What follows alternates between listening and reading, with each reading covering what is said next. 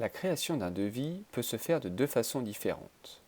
La première solution est de partir de la fiche client et de cliquer sur le bouton Nouveau devis. On retrouve dans l'entête du devis toutes les informations de l'entreprise. On clique ensuite simplement sur le bouton Ajouter un article et un pop-over nous permet de sélectionner par rapport à notre catalogue de produits ou de services un article qui va facilement s'ajouter au bon de commande. Il ne reste plus qu'à imprimer ou à envoyer par email votre devis. Dans ce cas, un email va automatiquement se générer et va intégrer en pièce jointe le devis en PDF à destination du client. L'entête du devis nous rappelle quand le devis a été envoyé et son statut en attente de la part du client.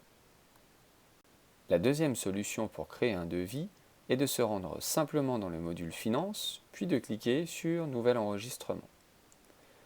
Un bouton Pop-over nous propose alors de préciser à qui va s'adresser ce devis. Si la société n'existe pas dans la liste de nos sociétés, il suffit de cliquer sur le bouton Nouvelle société et de créer directement une nouvelle entreprise. La navigation du devis à la fiche société se fait simplement en cliquant dessus. Cela permet en un seul coup d'œil de vérifier les encours du client, mais également ses autres commandes en attente.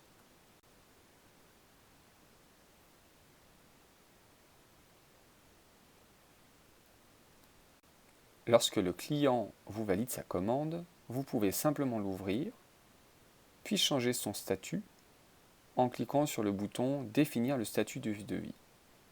Soit il sera refusé et on pourra saisir la date à laquelle le client l'a refusé, soit il sera accepté et on propose alors de transformer le devis en facture.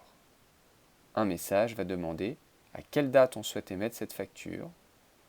Le numéro de facture va être ensuite automatiquement généré.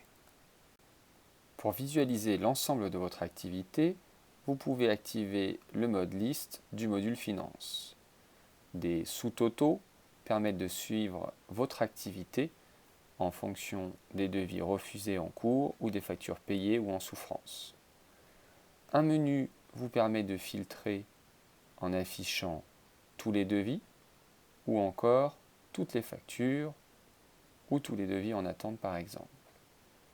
Il est également possible de visualiser les factures uniquement entre deux dates. Ce peut être par exemple entre le début de votre exercice fiscal et la fin de votre exercice fiscal.